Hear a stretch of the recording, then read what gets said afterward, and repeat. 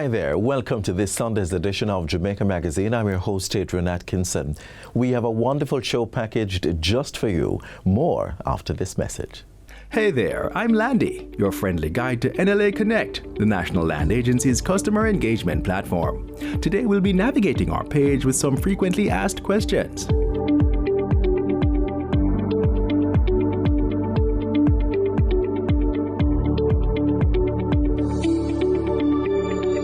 Hey Landy, what's NLA Connect? Hey there. NLA Connect is a simple, user-friendly online platform that's available 24/7 to customers, where they can submit various requests about land-related matters. Hi Landy, how do I submit a request to NLA Connect? Hi customer. Once on the platform, click Request and fill out the form with your details. Choose the relevant division and select the type of request. Pick your preferred response method, review, and consent to the privacy notice. Then submit. You will receive a case number to track your request. Tell me something, Landy. Can you submit more than one request at a time? No, you can only submit one request type at a time. Once that case is closed, feel free to send in another. Landy, am I able to track my request? Yes. To track your request status, click the Status tab, enter your email or case number, verify with the code sent to your email, and then view updates ranging from submitted to closed. How does the NLA treat my data? Our privacy policy is in accordance with the Data Protection Act 2020. As a result, some of the technical measures used to protect your data includes firewalls, encryptions, and regular system updates. Also, our employees are only provided with your information on a need-to-know basis. Still have questions? Visit www.nla.gov.jm. Go to Applications, select NLA Connect, and check out our FAQs tab for more information. NLA Connect, your voice, our priority. Jamaica's global community continues to play a vital role in national development, driving collaboration, investment, and innovation across borders. On this week's episode of Get the Facts, we sit down with the Minister of State in the Ministry of Foreign Affairs and Foreign Trade, Orlando Terrelong, to discuss the 11th Biennial Jamaica Diaspora Conference. This is an annual gathering that brings Jamaicans at home and abroad together to strengthen partnerships, unlock new opportunities, and shape the country's future. With new AI technology, this year it is set to transform how participants connect and engage. Let's join the discussion.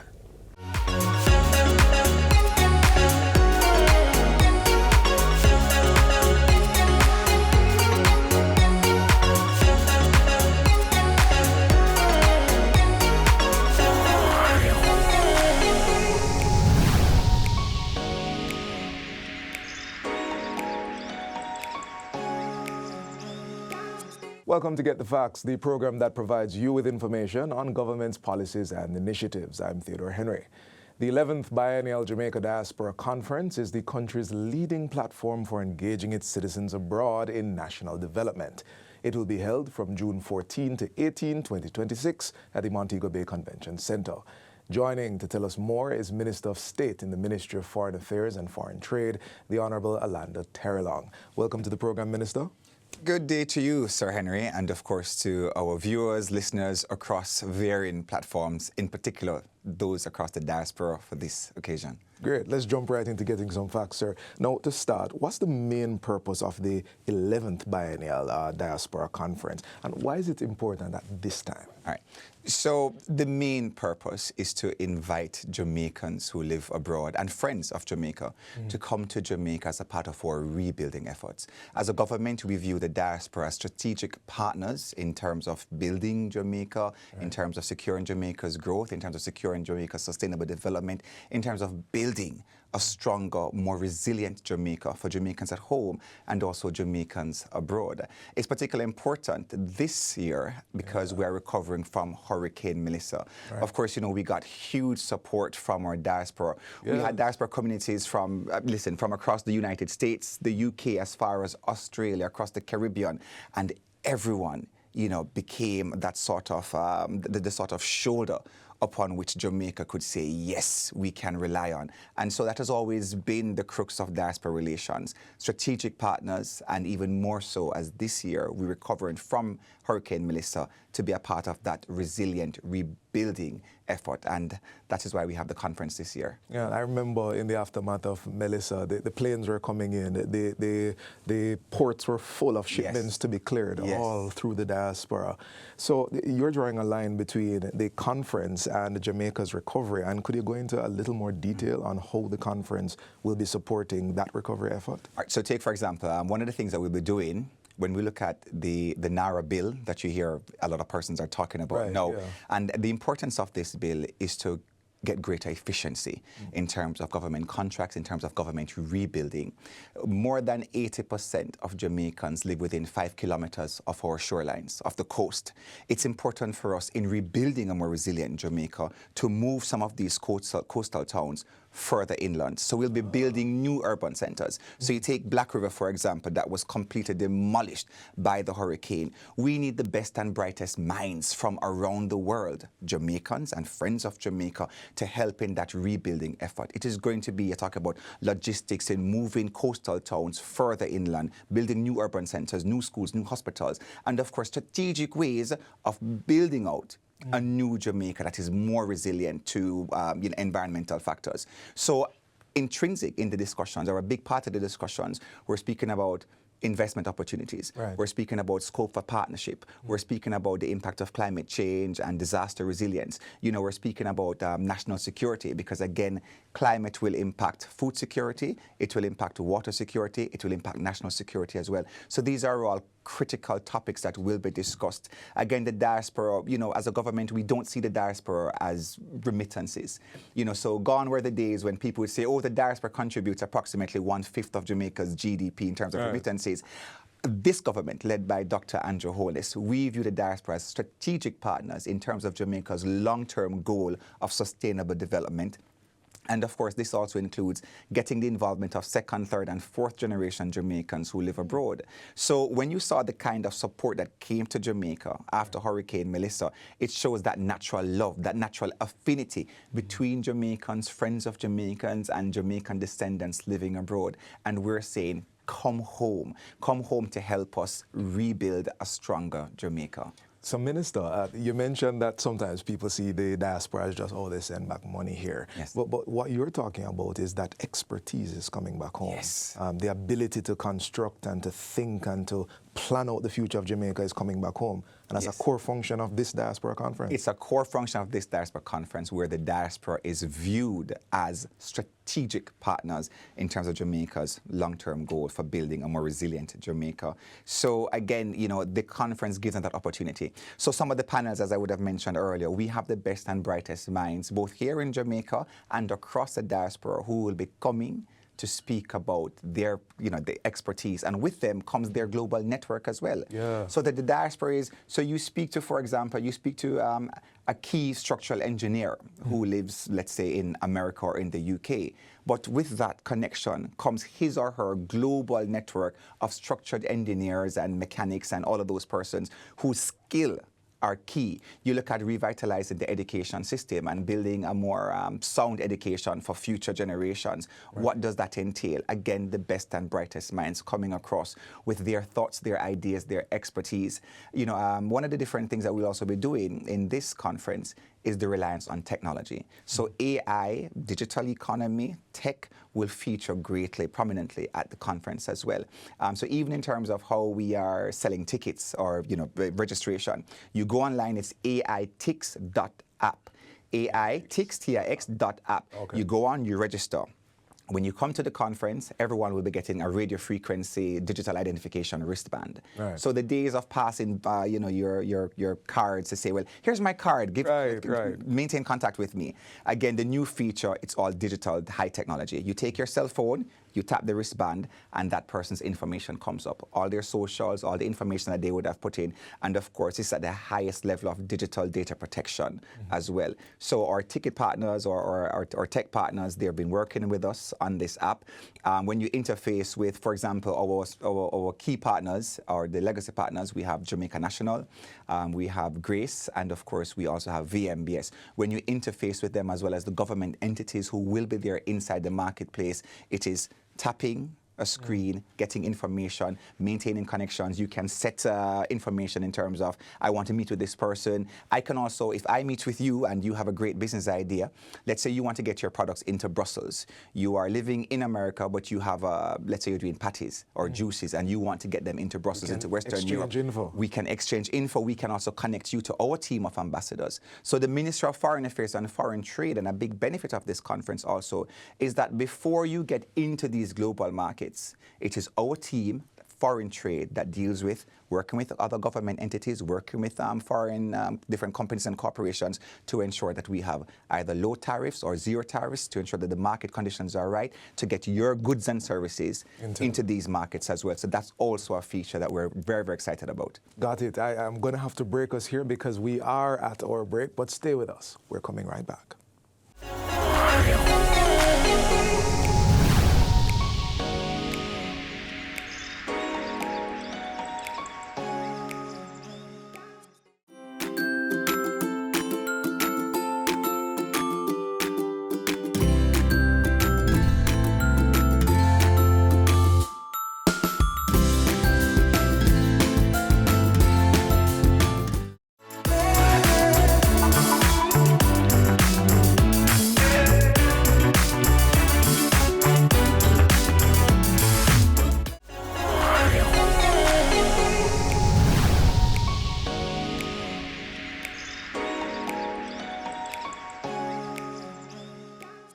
Welcome back to Get the Facts. We've been looking at the importance of the Diaspora Conference and its role in national development and recovery. Still with us is Minister of State at the Ministry of Foreign Affairs and Foreign Trade, Alanda Terrelong. Minister, let's pick up on what you were speaking about in terms of, sharing information, entering into new markets. It might seem to some that we're having this conference to talk about stuff, but that's not what's been said. We've heard it said that this is an action-oriented conference, right?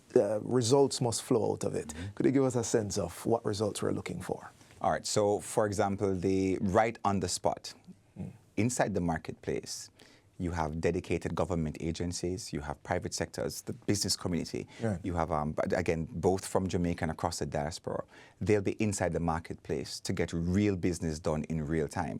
So you are living in Canada and you want to buy a house in Jamaica. There'll be banks, lending agencies, mortgage companies right there inside the marketplace to get you registered, get you signed up. You know, I mean, for example, NHT, you have the JN, you have the VMBS, and others as well.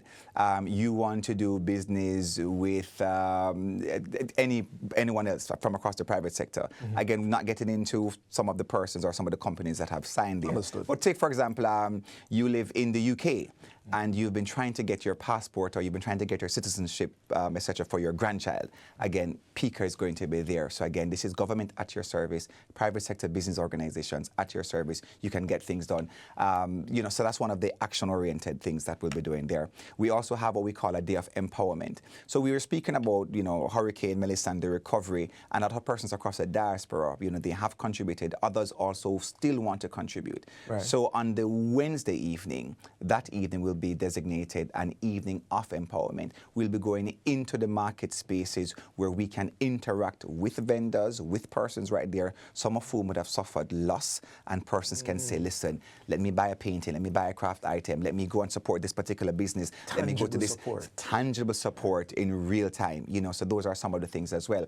Also, we'll be creating a database of persons who have come, persons who have, based on their different interests and ways in which they can maintain that contact with government agencies, with government departments, with government ministries as well, to get the best and brightest ideas. So when I spoke earlier about the use of technology, data. Yes. So a lot of people frown on PR, or they tend to criticize PR, not realizing that PR and data are two key things that will move the modern world forward. So data collection is going to be very important for us. And again, within the full ambit of the data protection law, and all rights of privacy will be protected. But the special radio frequency wristbands and that cell phone interface, use of technology, we will have an idea as to everyone who's come, their skill, their expertise. They can indicate ways in which they want to support, as well as they can connect directly with government ministries, agencies, departments, as well as the private sector. So these are some of the new features, tangible outcome driven by data that will be collected as well. Efficiency, and you're also cutting down fragmentation of the data. Exactly. So you can cross those little barriers. Yes. All right, so we've been talking about the diaspora, we've been talking about remittances, we've been talking about expertise coming back, and somebody might be watching, Minister, and being like, oh, well, I guess the local people aren't invited. Well, I can stop you right there, Sir Henry. And no, listen, the conference is open to friends of Jamaica, Jamaicans at home, and of course Jamaicans across the diaspora. You know, and listen, the international market or the international audience, they supported Jamaica heavily as well throughout our recovery efforts. You know, we could not have gotten some of the loans without the assistance of our global partners. You know, we have the World Bank, we have the IDB, we have the Americans, the Europeans, the Canadians, the Australians, I mean, the Japanese, the Koreans, I mean, everyone really, without getting into it. You know, but the truth is that, so the international presence is also welcomed. We have persons coming out of Africa, for example, the Ghana, Nigeria, who have expressed that we want, you know, chartered flights, you know, we want to book spots, we want to book spaces. You know, so inside the market space, you have a 20 by 10 booth that you can, you know, advertise your products, your goods, services. That is going to run you a minimal cost, about maybe $2,200 US. Then you have a 10 by 10 booth space. That's going to be about maybe $1,200 US. Then we have Main Street, again, smaller booths, 8 by 8. That's about $700 US. And then you have a bird nest, because again, we recognize that you have smaller entrepreneurs. So you have a small business and you really want to be in that space. Again, if you look at the last conference in 2024, we had over 1,200 delegates on any given day coming from 18 different countries. So it's a great way for even small micro businesses to be seen at the conference. And so we have what you call the bird nest, you know, where they can still have their own space, interactive space, and that is about $250 US again. So we're thinking of, again, large investors as well as small business owners. Everyone will be accommodated at this conference. So foreign and local. There you go, foreign and local, yes. And the spaces are limited. So I'll share this with you. There are 80 spaces inside the marketplace, and we already have 73 bookings. We haven't confirmed all 73 as yet, because what we want is, for example, we don't want 10 banks, and we don't want 10 persons dealing with a particular product. Sort of so we want the variety, exactly. So there's filtering. But of the 80 spaces, we already have 73 bookings waiting for confirmation. So we're saying to persons, listen, hurry up. Even for the tickets, the early bird price is $180 US. Again, a very, very low cost for 4 days of a conference. And we're saying to persons, hurry up and get your bookings down as well, because the early bird tickets, they won't last forever. And the market space, again, we have 73 bookings out of 80. Yeah, move on it now. Move on it now. Somebody's listening and somebody's checking out the website and getting ready to do that. We're almost at the end, Minister. You've been speaking about the investment opportunities. What sort of investment opportunities do you think are going to be there that people can take advantage of? All right, so, well, agriculture, food security, food technology, that is very, very key. Again, people need food, right? So we'll have different discussions about investments. Agriculture is one of them. We'll have different discussions surrounding investment in terms of property. The Jamaica property market has been booming. You know, again, I spoke about a part of the recovery effort is reconstruction. You know, how we reconstruct cities, how we reconstruct in towns, just reconstructing schools and hospitals and key sectors as well. So there's a great scope for investment in the building and natural infrastructure area. I mentioned agriculture, the education, there's also health. How do we view health in the 21st century and beyond? So there's great opportunities for investment in that area as well.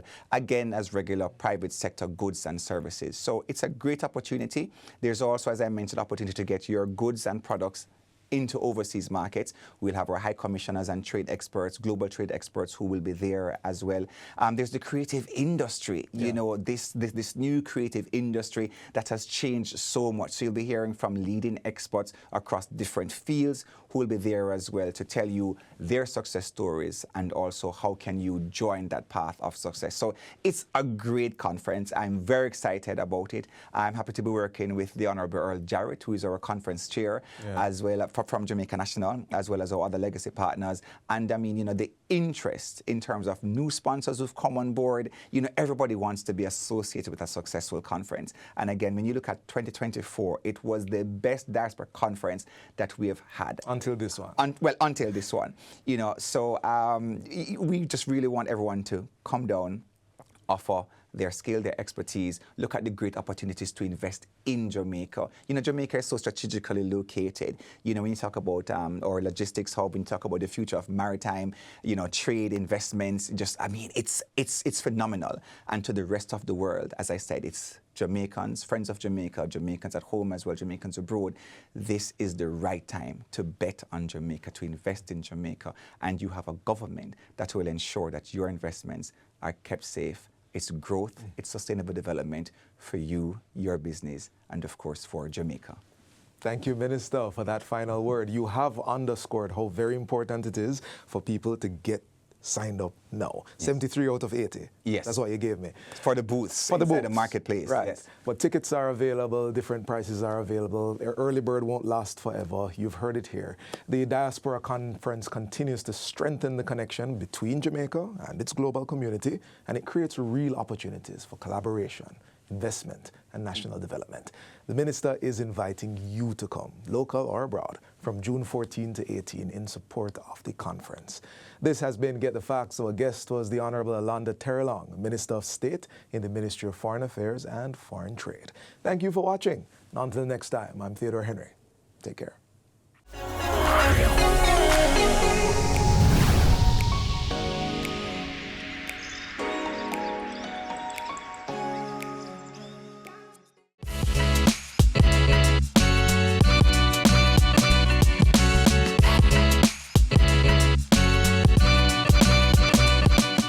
Every year, Jamaicans roll up their sleeves, pick up their tools, and come together in the true spirit of nation building. But beyond the paint, the cleaning, and the community work, why do we celebrate Labor Day? Let's find out more in this next feature. This sound, among others from various building and household tools, tends to permeate the atmosphere every morning on Labor Day. But why do so many Jamaicans gather on community projects at this time? Well, as peaceful and inspiring as this time seems to be, you may be surprised to learn that the reason for Labor Day in Jamaica started with anything but peace.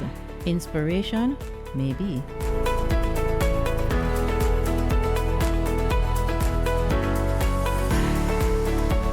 Every year on May 23, Jamaicans across the island pick up tools instead of taking time off, giving their labor to build, fix, and uplift their communities. But Labor Day is more than just a day of service. It is rooted in struggle, sacrifice, and the fight for workers' rights. To understand Labor Day, we must go back to 1938 and the Jamaica Labor Rebellion. 1938 came upon a point in time when the workers of Jamaica realized that they were being oppressed for a long time. Because even though slavery had ended 100 years before that, and the apprenticeship period would have marked its 100th anniversary in that year, the truth was the only difference at that time between the slavery days and then was that they were earning some form of a stipend. You couldn't even call that wages or worse, a salary. And a consciousness began to develop amongst the workers. They had reached their boiling point. And so one thing led to another. And when the riots broke out at Frome in Westmoreland, that really became the tipping point. And then it cascaded into a series of similar activities across the island, starting at Frome there in the west, till it ended up right across the waters down at the Kingston Harbour. Frustration grew, and on May 23, workers across the island rose up in protest. From the docks to the plantations, strikes and demonstrations spread. These protests were not just about pay, they were about dignity, fairness, and a better life. One of the key figures to emerge during this period was Sir Alexander Bustamante, who took it upon himself, though he in those days would have been considered a part of the better off class, right? Because he was doing pretty well for himself in private business. He took it upon himself to be the champion for those persons who were dispossessed, those persons who felt belittled, those persons who were being underemployed, those people who were being underpaid, those people who, for whatever multitude of reasons, just never really had that voice or that strength to be able to speak for themselves. He became a strong voice for workers, advocating for improved wages and working conditions. Out of the unrest came organized labor, trade unions, and stronger representation for workers. The events of 1938 was the single most important turning point to getting the workers of Jamaica to where they are today. Those workers' riots in 1938 built a national momentum amongst the workers in Jamaica, and led by Sir Alexander Bustamante and later on by Sir Norman Manley, those workers ended up into that chasm of what you call now organized labor, aka the unions, etc., which saw the birth then of the Bustamante Industrial Trade Union. These developments also pushed constitutional changes, setting Jamaica on a path towards self-government and eventually independence in 1962. But how did a day of protest become a day of service? Prior to the observation of Labor Day on the island, Empire Day was celebrated annually on May 24, which was to commemorate Queen Victoria's birthday. In 1958, Empire Day was officially renamed Commonwealth Day. In 1960, on June 15, Commonwealth Day was replaced with Labor Day through legislation by Norman Washington Manley. The holiday law was amended to recognize May 23 as Labor Day to commemorate the 1938 working class strikes. In 1972, Michael Manley dedicated Labor Day to voluntary working service and encouraged Jamaicans to contribute to national development through participation in projects rather than simply observing the holiday. The first National Labor Day project was the clearing of land and beautification of the Palisados Road, now known as the Norman Manley Highway. In 1989, the selection of themes for Labor Day was introduced to encourage national involvement. The first theme for Labor Day was education, and so the focus shifted from protest to productivity. Instead of demonstrations, Jamaicans are encouraged to give back through voluntary work. That is the reason now why I volunteer. It's because of the students.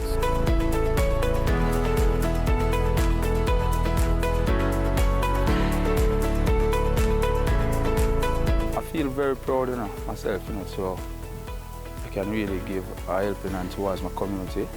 Every Labor Day, when a Jamaican picks up a tool, remember the struggles and the sacrifices of those who went before us. Don't take what we have now for granted. Many people in the world would still wish to have what we have here in Jamaica right now. Remember that you're doing it for yourself. You have to live somewhere. You have to live in a community.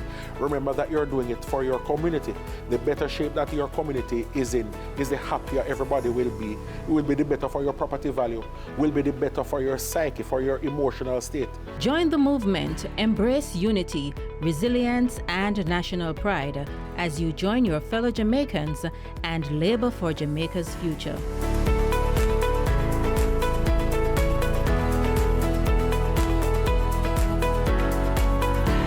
We've come to the end of today's show. I do hope that you enjoyed this package. To catch a repeat of this or any other, feel free to log on to our website at jis.gov.jm. Until next time, I'm Adrian Atkinson. Do take care.